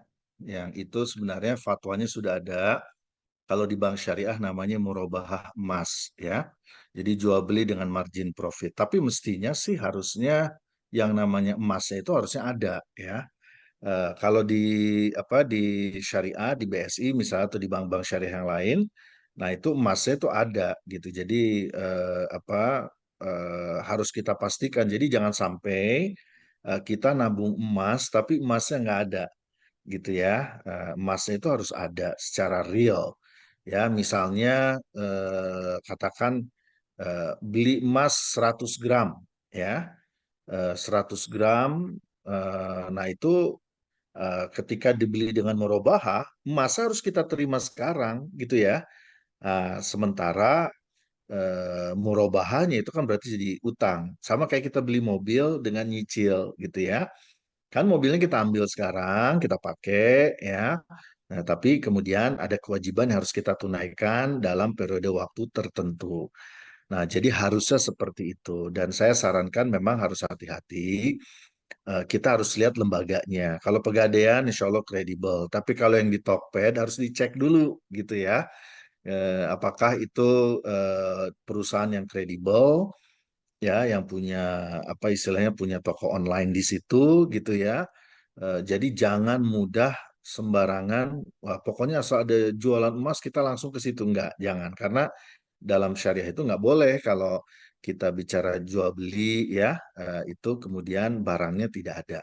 Nah, tapi kalau kayak Pegadaian atau bank syariah itu saya kira lembaga-lembaga kredibel ya, lembaga-lembaga resmi, lembaga keuangan yang itu diawasi sangat ketat oleh otoritas. Begitu ya untuk investasi emas. Dan juga sekarang ada menabung emas untuk haji ya atau umroh ya, karena sebenarnya kalau kita lihat nilai apa kalau dikonversi ke emas ya, sebenarnya biaya haji itu gramnya makin turun loh sebenarnya. Jadi bisa aja tuh. Nah, nyimpen aja, beli sekarang, berangkat 30 tahun lagi misalnya atau 20 tahun lagi, itu nilai gramnya ketika dikonversi ke gram itu untuk sekarang memang apa lebih kecil gitu ya. Jadi itu juga bisa jadi salah satu alternatif ya kalau kita mau haji dan umroh dengan menabung emas. Begitu ya, menjawab nggak ya? Wah, udah Kang. Oh, cukup jelas sih. Ya, terima kasih Ya, Kang. Assalamualaikum warahmatullahi wabarakatuh. salam warahmatullahi. Waalaikumsalam warahmatullahi wabarakatuh. Nah, berikutnya pertanyaannya langsung lanjut aja dari Teh Indah. Teh Indah mau dibacain atau langsung aja nanyanya? Oke, Assalamualaikum warahmatullahi wabarakatuh. Terima kasih Teh Ira, Kang Kibek, Salam. kumaha damang. Alhamdulillah ya, Ya, ilmunya pagi ini kayak ikut kuliah berapa SKS gitu ya, kita udah dapat privilege nih. Oke, langsung ke pertanyaannya Kang Kibek. Jadi yang ini dijadiin satu ya pertanyaannya karena cuma boleh satu kata Teh Ira. Koperasi simpan Jangan satu A pinjam satu itu B dari ya. dari pandangan syariah itu seperti apa? Karena kan Apa-apa? ada beberapa Ulangi. koperasi simpan pinjam. Oh, Dari koperasi, pandangan oke. syariah itu seperti apa? Karena kan ada beberapa yang menawarkan nasabahnya untuk seolah-olah berinvestasi begitu ya, di mana nanti mereka bisa mendapatkan apa istilahnya itu setiap bulannya tuh ada persentase yang didapatkan begitu ya. Dan kemudian filternya itu selain kita melihat sistem syariahnya, apalagi sih yang bisa dijadikan filter ketika kita mau berinvestasi? Karena ada satu, saya tidak sebutkan mereknya, tapi ada satu koperasi ini tadi, nih Kang Kibek, dia dari OJK-nya sudah mengklaim bahwa memang dia diawasi oleh OJK gitu ya. Tapi kemudian apakah itu bisa cukup menjadi filter untuk kita berinvestasi? Begitu. Terima kasih Ya. sebelumnya. Ya, memang kalau koperasi ini harus hati-hati ya, karena banyak case itu justru dari koperasi gitu. Makanya pertama, kalau dia mengklaim syariah, pokoknya lihat dulu sisi legalnya ya. Nah, kalau KSP itu dia ada istilah KSPS ya, Koperasi Simpan Pinjam Syariah. Nah, itu dilihat dulu dari sisi legalnya. Kalau dia mengklaim koperasi syariah, dicek juga siapa DPS-nya gitu ya. Dewan Pengawas Syariahnya apakah kredibel atau enggak gitu ya. Dan kemudian koperasi ini kan dia punya dua opsi. Dia bisa diawasi oleh Kementerian Koperasi dan yang kedua dia bisa diawasi oleh OJK.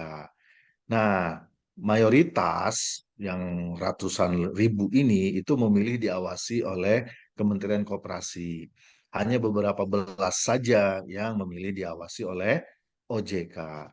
Nah, tentu yang diawasi oleh OJK itu daftarnya ada. Kita bisa langsung cross-check. Kalaupun kita nggak tahu, ada hotline di OJK yang kita bisa akses, ya, yang kemudian nanti bisa menjelaskan yang diawasi OJK itu apa saja. Jadi klaim-klaim yang dibuat itu harus dicek ya, betul atau tidak. Kemudian sebelum investasi sebaiknya juga kita teliti ya track record dari koperasi itu ya. Misal koperasi itu koperasi sudah berdiri sejak kapan. Terus yang kedua, kita ini misalnya apakah sudah jadi member belum di koperasi itu? Karena sebenarnya koperasi itu kan nggak boleh melakukan aktivitas pseudo banking ya. Jadi menawarkan kepada non anggota ya. Jadi kalau dia sangat ekspansif menawarkan ke non anggota tanpa mengajak orang itu menjadi anggota koperasinya, ya itu langsung curiga. Begitu, ya.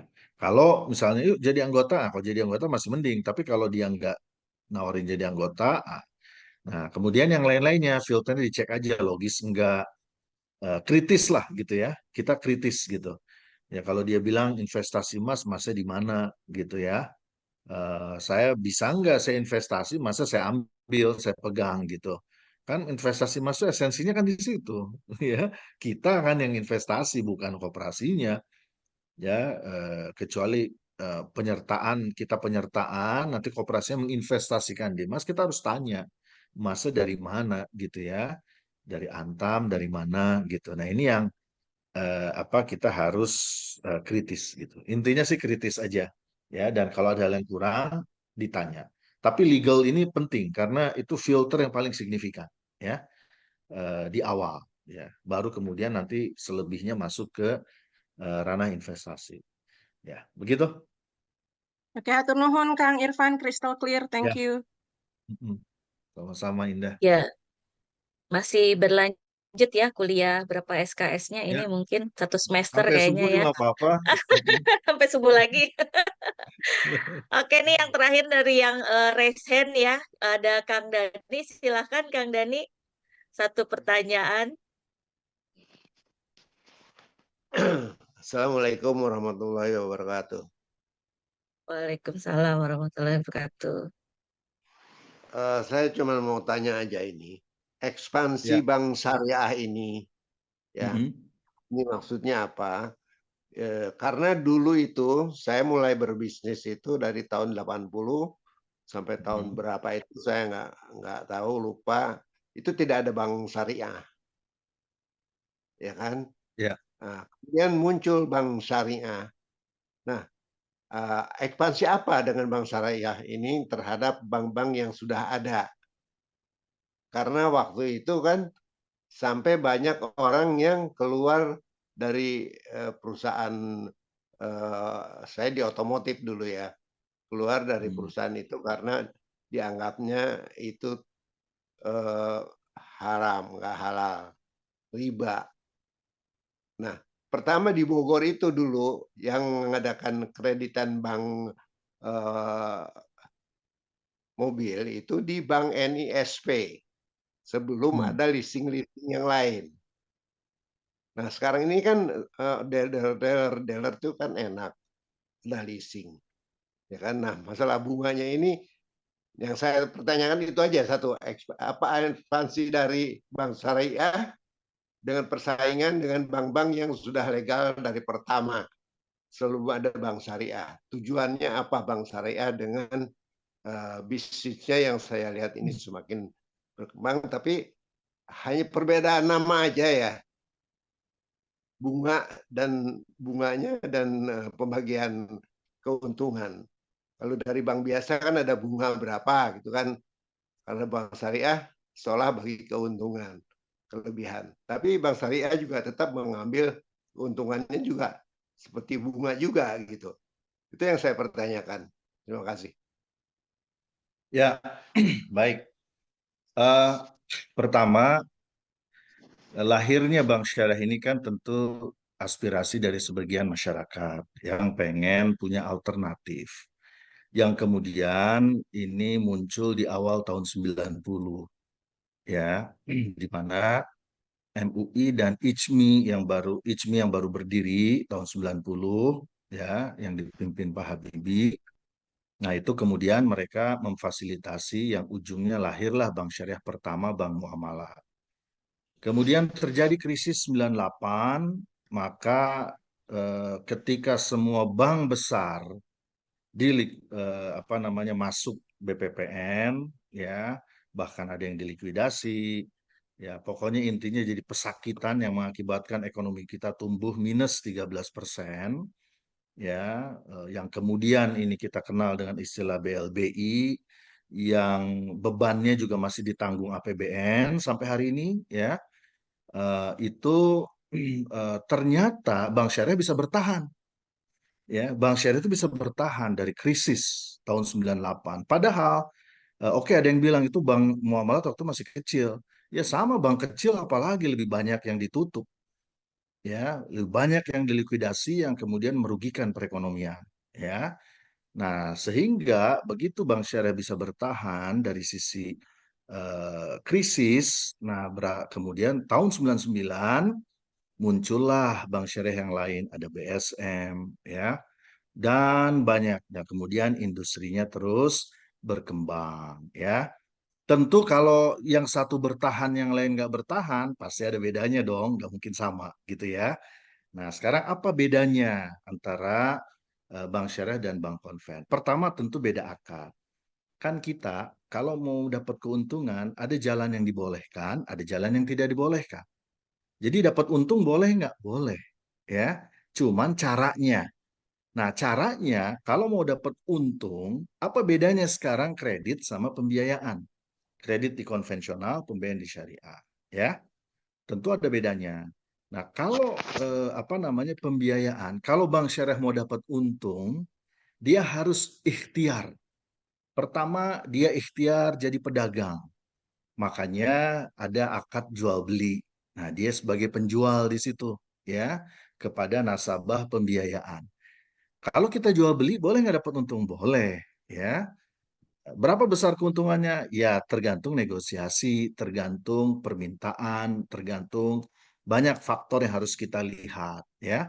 Kedua, kalau mau dapat untung apalagi? Bank syariah harus jadi investornya, terlibat dalam pengembangan usaha, makanya ada akad bagi hasil, ya. Ada akad mudorobah bagi hasil, ada akad musyarakah gitu ya. Jadi artinya setiap kalau mau dapat keuntungan itu harus ada extra effort. Dari sisi risk manajemennya beda, ya, karena beda akad itu beda segalanya.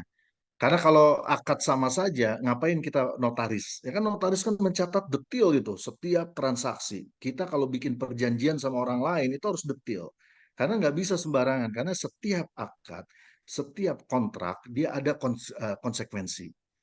Ya, ada konsekuensi yang itu setiap akad itu berbeda. Ya, jadi makanya beda akad, beda segalanya, ya. Beda akad, beda konsekuensi hukumnya, beda manajemen resikonya, dan dalam konteks makro itu beda dampak makronya. Karena begitu terjadi krisis 2008, yang relatif bertahan itu bank syariah. Daya tahannya sudah lebih kuat, lebih baik.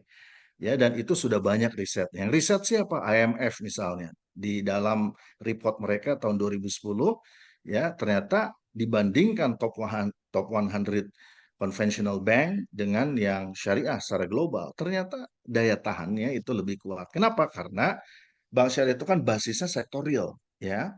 Basisnya sektorial. Nah, sehingga mekanisme adaptasinya itu bisa berjalan begitu, ya.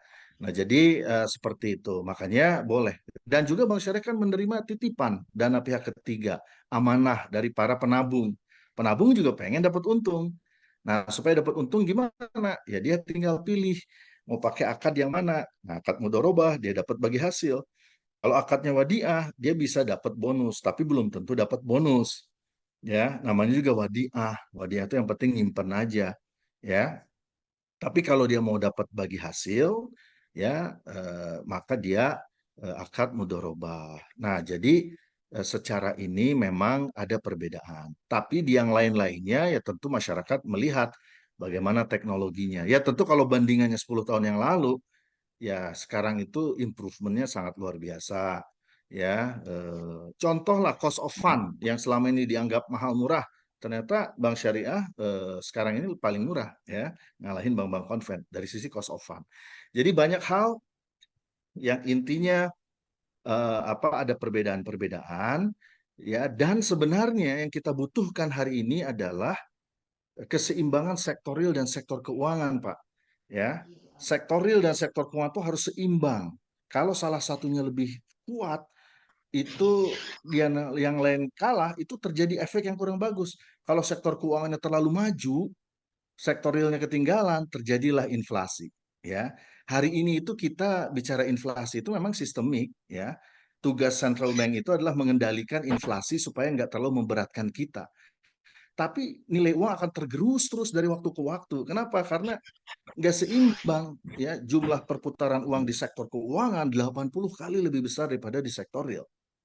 Jadi otomatis ya nilai uang kita 100.000 hari ini dengan 10 tahun lalu, apalagi dibandingin nanti tahun depan, otomatis nilai 100.000 kita akan makin berkurang.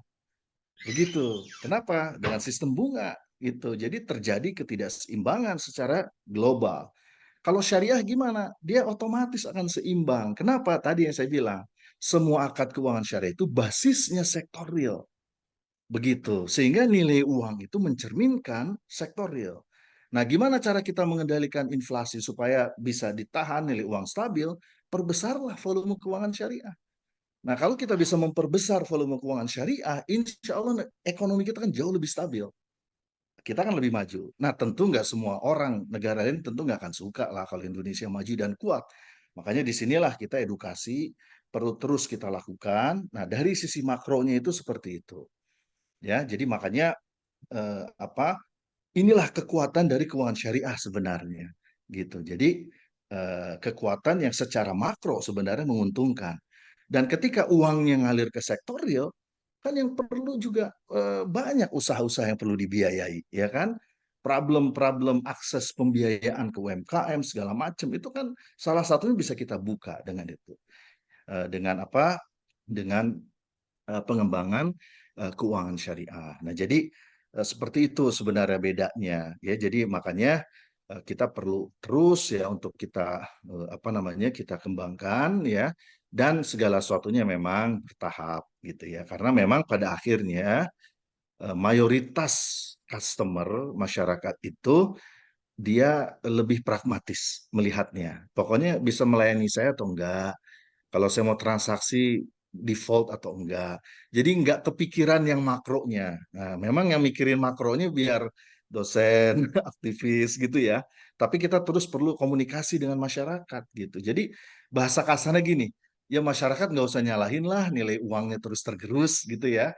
Ya kenapa ya? Karena kita lebih memilih sistem yang memang ujungnya menciptakan nilai uang yang seperti itu gitu ya. Nah, jadi itu bahasa ininya lah, bahasa kasarnya. Tapi kan tentu kalau kita langsung 100% beralih ke syariah juga, kalau belum siap, kan contohnya Pakistan juga gagal. Ketika Ziaul Haq tahun 79 ya mengambil alih kekuasaan dari Zulfikar Ali Bhutto, tahun 80 apa yang dia lakukan? Dia langsung larang itu semua yang konvensional. Nah, dia langsung inikan yang syariah. Apa yang terjadi? Kolaps sistem keuangan di Pakistan. Kenapa? Karena dia nggak siap dengan 3 hal. Pertama, yang paling fundamental, literasi, edukasi, pemahaman dari masyarakat. Itu harus disiapin. Yang kedua, kelembagaannya. Kalau kelembagaan bicara produk, bicara lembaganya, bicara SDM-nya. SDM Bank Syariah ini 60% masih dari konven. Jadi cara berpikirnya masih cara berpikir yang lama. Kan nggak bisa orang 20 tahun di konven, 2 minggu dijadiin syariah officer lewat training, terus pola pikirnya berubah, kan nggak bisa. Ya, nah kemudian yang ketiga adalah dari sisi regulasi kebijakan. Jadi kita memang masih perlu dorong terus kebijakan-kebijakan yang sifatnya afirmatif. Ya, contoh misalnya selalu kita dorong BTN bisa nggak konversi aja jadi BTN syariah begitu ya. Ini contoh yang mau kita perjuangkan. Tapi kan sekarang pilihannya UUS BTN dengan Bank Muamalat mau di merger, yaitu pilihan-pilihan kebijakan. Tapi artinya advokasi kebijakan itu harus terus kita lakukan. Begitu kira-kira. Jadi banyak hal ya yang menjadi PR, menjadi tantangan kita. Nah, termasuk juga kita berharap Bank Syariah itu bisa menampilkan value proposition yang berbeda. Nah, salah satunya itu adalah kita dorong Bank Syariah juga memperkuat fungsi sosialnya, gitu ya. Nah, ini yang apa yang kita supaya nanti kelihatan beda dengan yang konvensional. Begitu kira-kira. Baik, terima kasih. Ya, ini saya sih kan udah manula ya. Ini kan saya untuk generasi anak-anak yang akan datang tentang ilmu syariah yang mungkin akan digenerasikan ke mereka gitu loh. Ya, Kalau kita betul. kan ini udah konvensional dengan bank-bank yang lama, ya kan? Yang Ya, yang penting kan saya itu nggak dengan koperasi-koperasi semacam itu. Kita itu kan legal, Bang. Ya, ya, yang ya, dilakukan oleh pemerintah. Ya, sebelum betul. adanya bank Ya, syariah. Nah, untuk ya, selanjutnya ya. mungkin anak-anak atau siapa generasi muda kita harus lebih banyak memperdalam tentang bank syariah. Ya. Itu aja. Terima kasih. Ya, turun ya. Mudah-mudahan lah dengan ini kan contoh ngajol ini salah satu sarana sosialisasi, edukasi ya. Tapi sekali lagi memang segala sesuatunya bertahap gitu ya. Makanya inilah nikmatnya berdakwah karena Allah ngasih kesempatan kita itu ikut dalam proses tahapan yang kadang-kadang tahapannya perlu 100 tahun mungkin ya, atau 150 tahun yang mungkin jauh lebih panjang dari usia kita. Jadi karena memang tidak mudah ya mengubah sistem, kemudian juga apa namanya mendorong penguatan secara instan. Memang instan-instan itu apa sangat sulit ya, makanya perlu stamina yang panjang karena PR kita banyak ya. Karena kan ini terkait dengan sistem ekonomi ya, dan esensi sistem ekonomi kan sebenarnya dari sisi keadilan.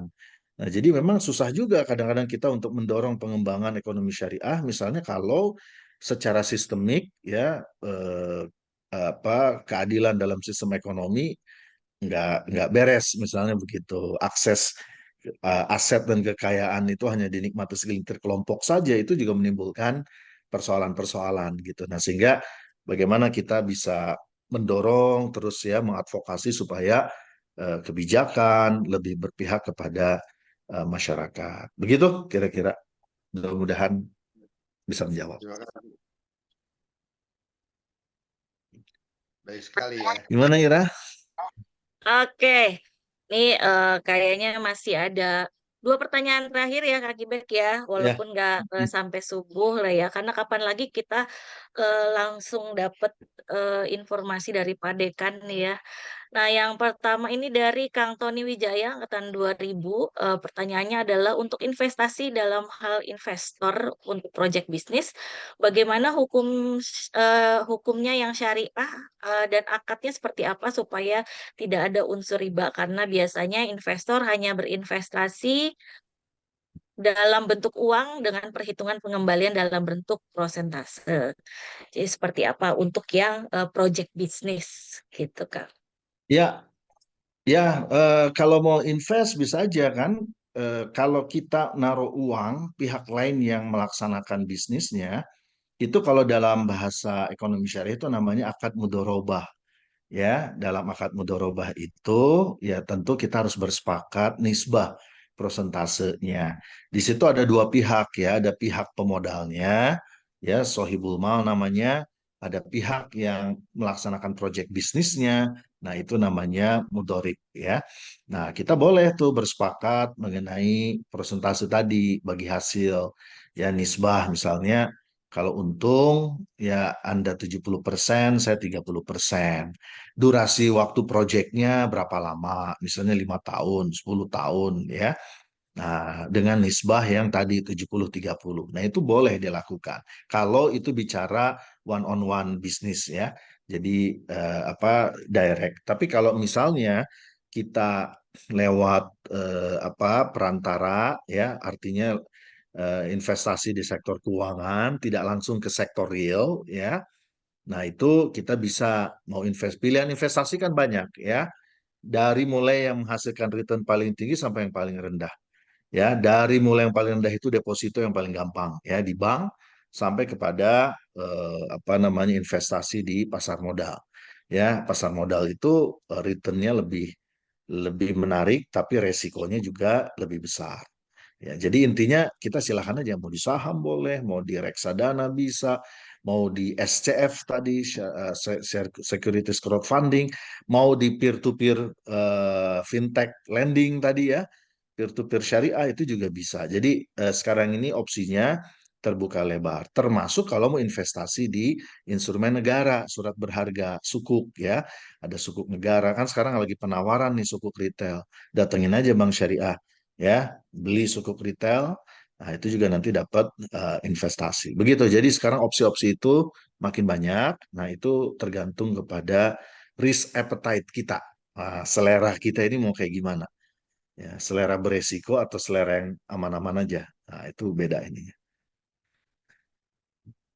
Gitu ya. Oke, semoga terjawab ya. Ini mohon maaf karena juga waktunya sih sudah rencana kita tadi 6.30 ya acaranya selesai, tapi karena tadi ada perpindahan link Zoom gitu ya. Sepertinya harus kita akhiri. Ada beberapa pertanyaan mungkin nanti kita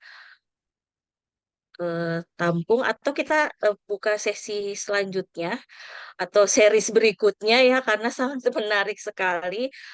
Tadi kan kayaknya baru kulitnya juga belum terlalu apa namanya terlalu banyak gitu ya. Nanti kita mungkin bisa buka seri berikutnya yang lebih mendalam lagi. Nah, sebelum kita lanjut ke sesi berikutnya, Kang Kibek boleh nih yang pertanyaan terbaik kira-kira dari siapa nih? Pertanyaan dari siapa nih untuk memperoleh giveaway? Menurut Ira aja deh, gimana? Waduh, Dibalik. dari Ya, inilah dari yang pertanyaannya bagus-bagus. menjawab. Silakan Teh Ira aja. Mm. Mangga, Kenapa saya dikembalikan kembalikan ke ke Teh Ira. saya? Heeh. Boleh mungkin dari Erwin aja kali ya yang memilih tadi sebagai yang mengamati sekalian nanti ada yang ingin disampaikan juga dari Pak Ketua nih dari Pak Erwin. Silahkan Aduh, Kang Erwin. jadi dikesayain. Oke, terima kasih. Assalamualaikum warahmatullahi wabarakatuh. Selamat pagi Kang Teteh semua. Waalaikumsalam. Alhamdulillah bisa ketemu di forum ini, terutama buat Kang Kibek. Ini dari zaman saya SMP selalu jadi idola dan panutan nih gitu. Akhirnya bisa ketemu lagi di sini. Terima kasih Kang Kibek. Udah jadi dekan juga sekarang, selamat, dan udah banyak sekali tulisan atau artikel yang muncul yang beberapa sebagian saya baca juga gitu, sangat menginspirasi. Memang tujuan dari Ngajol juga ini dengan backbone-nya itu ada Teh Indah sama Teh Hik dari 98, kita ingin sharing ya. Terutama sih lebih kepada saling mengingatkan, karena kan kita harus saling menasihati dalam kebaikan dan dalam kesabaran ya, salah satunya lewat media pengajian online ini. Untuk pengajian offline itu 3 bulan sekali Kang Kibek. Nah, insya Allah mudah-mudahan Kang Kibek juga ada waktu untuk ikut gitu. Berlanjut juga dari materi minggu lalu kita offline di SMA 1 itu kan tentang istiqomah. Nah, ini pengajian online juga mudah-mudahan tetap istiqomah. Kalau ngelihat Kang Kibek tuh sebagai contoh yang pas tuh istiqomah di bidang syariah ini dari tahun mungkin 98 atau 2000 sih saya ketika lebih sering dengan Kang Kibek nih gitu. Dan nanti untuk series berikutnya mungkin Teira nih Kang Kibek ini juga ada turunannya nih, nanti ada Hilman, ada Imad. Imad juga kan di Iya tadi syariah ya, di Imad udah PWS ya. muncul ya di tulisannya ya. Imaduddin tuh Udah di quote tadi. Iya. Baik gitu. Jadi sekali lagi Kang Kibek, terima kasih sudah meluangkan waktunya. Mudah-mudahan kita di Kasmansa bisa istiqomah untuk mengadakan kegiatan-kegiatan yang memang intinya bisa saling mengingatkan dan juga saling memotivasi serta menginspirasi buat teman-teman semua. Insya Allah itu. Apa ya tadi pertanyaan ya? Saya kayaknya pilih dari yang Tony deh, bukan karena dari 2000, tetapi apa ya? Bukan fenomena, itu apa perjanjian one on one itu sangat sering terjadi nih, apalagi kita di lingkungan alumni yang saling kenal gitu ya. Banyak sekali sebenarnya yang sesama-sesama kita suka investasi, mulai mungkin dari situ investasi saya yang modalin, kamu yang kerjain gitu. Nah, kadang-kadang mungkin catatannya Kang Kibek sedikit tadi, kalau ternyata rugi teh ada yang nggak mau gitu, pengennya untung. Nggak boleh atuh, namanya Nah, bisnis padahal harus kan untung rugi atuh. jadi beda kan. Nah, jadi kalau ditetapkan untungnya 20% teh kudu 20% gitu kan. Nah, itu juga harus saling mengingatkannya di situ karena banyak sekali atau terlambat dalam pengembalian. Jadi mungkin saya suka share-nya usaha bersama deh gitu. Mungkin bukan cuma pemodal aja. Nah, one on one kan jadi memang term and condition-nya bisa kita sepakati. Ya, jadi tadi saya yang relate banget dengan kehidupan sehari-hari dan juga di kalangan alumni ini biasanya itu modal one on one gitu. Ayo ikut bisnis, ikut join. Seperti itu. Itu aja mungkin Teira. Terima kasih juga Kang Kibek dan Akang Teteh semua yang udah hadir. Ditunggu di ngajol minggu depan ya gitu. Makasih. Assalamualaikum warahmatullahi wabarakatuh. Waalaikumsalam warahmatullahi wabarakatuh. Terima kasih Kang Erwin. Nah, sebelum kita tutup, kita mau berfoto bersama dulu nih. Ya, kita foto dulu. Silakan Akang Teteh kalau mau menyalakan kameranya, biar kenalan juga, biar kelihatan wajah-wajahnya nih. Akang Teteh yang cantik dan ganteng-ganteng. Gak apa-apa, belum mandi juga. Nanti dengan aba-abanya dari siapa nih? Teh Dini kah? Saya Teh. Oke. Kita ada Yuk. 2 layar ya. Yang layar pertama silahkan open kamera, yang belum. Oh, ada Kang Erwin ada 2 ya. Kang Ican, Kang Ilham Permana, Teh Uli, silahkan dibuka kameranya. Kita mulai hitungan ketiga ya. Untuk layar pertama. 1, 2, 3. Oke, sebentar.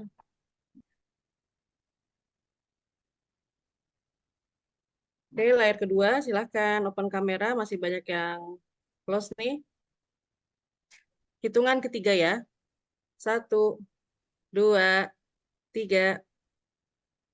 Oke, terima kasih. Kembali Teira. Ya, terima kasih. Nah, untuk topik hari ini sangat menarik sekali ya, tentang investasi syariah. Jadi ternyata bukan hanya masalah investasinya ya, tapi mengenai nanti pertanggungjawaban terutama ya di yaumul akhir tentang bagaimana kita mencari harta dan mendapatkan harta tersebut gitu ya. Kalau misalnya berinvestasi, apa yang dilarang tadi ada riba, maisir, goror, haram gitu. Eh, dan juga tadi sebenarnya sudah banyak pilihan investasi yang bisa dilakukan secara syariah karena sudah diawasi juga oleh pemerintah gitu ya, OJK dan juga Dewan Syariah Nasional. Lalu juga ada apa namanya manfaat investasi ini gitu. Ternyata tidak hanya kita saja nanti yang merasakan manfaatnya, tapi juga ada masyarakat gitu ya, sosial dan lingkungan. Dan juga yang kita nggak nyangka tuh tentang generasi ke depan ya, bagaimana kita menyiapkan juga generasi ke depannya nanti. Kayak tadi apa, karena nilai uang gitu ya, kalau misalnya kita berinvestasi di yang konvensional, nilainya menurun dan lain-lain. Banyak sekali manfaat yang kita peroleh hari ini. Semoga juga menjadi keberkahan untuk kita semua ya, dan juga bisa apa namanya melakukan investasi yang lebih baik. Nah, kalau misalnya THR ini mungkin udah bisa dipilih nih ya instrumen yang mana yang mau kita pilih untuk investasi yang terbaik menurut Akang Teteh. Terima kasih Kang Kibek ya untuk ngajul online juga yang dipelopori oleh Semansa 98. Terima kasih yang masih terus berlanjut. Jangan lupa kita di IKA Semansa juga masih ada kegiatan-kegiatan berikutnya yang membutuhkan dukungan Akang Teteh semua ya. Nanti akan kita umumkan kegiatannya apa saja sih, dan partisipasi Akang Teteh juga sangat diharapkan di sini. Terima kasih juga untuk Kang Erwin, Indah dan juga Teh Dini ya untuk hari ini. Mungkin seperti itu kita tutup untuk ngajol online hari ini. Assalamualaikum warahmatullahi wabarakatuh. Waalaikumsalam. Waalaikumsalam warahmatullahi Terima kasih ya semuanya. Makasih Hatur nuhun Kang Kibek. Kibek, hatur nuhun Teh Ira. Hatur Hatur nuhun nuhun. semuanya. In live ya. Yang lain, Ya. Assalamualaikum. Waalaikumsalam. Waalaikumsalam warahmatullahi wabarakatuh.